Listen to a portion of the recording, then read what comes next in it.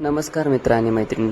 लग्नानंतर होईलच प्रेम या मालिकेच्या पुढील भागामध्ये आपण पाहणार आहोत की आता नंदिनी आणि जीवा एकमेकांशी बोलत म्हणत असतात, बरं झालं काव्याच्या मनातला संशय मिटला. पण नंदिनी त्यावरती बोलते की आता हा संशय मिटलेला नाहीये, तिच्या मनातला संशय आणखी वाढलाय, आपल्याला काही करून हा संशय मिटवायला हवा. इकडे काव्या पार्थला म्हणत असते की ती असं वागते म्हणजे ती नक्कीच आपल्यापासून काहीतरी लपवतीये. पण नंदिनी जीवाला समजवत असते की आपल्याला काहीही करून काव्याच्या मनातला हा संशय मिटवायला हवा.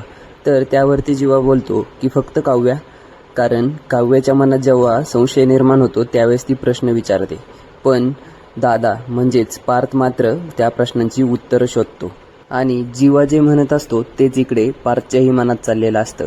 पार्थ काव्याला विचारतो, तुम्हाला असं वाटतंय का की नंदिनी खोटं पोट लावून फिरत आहेत म्हणून? तर या प्रश्नाचं उत्तर मात्र नंदिनीला आणि जीवाला चांगलंच माहीत आहे.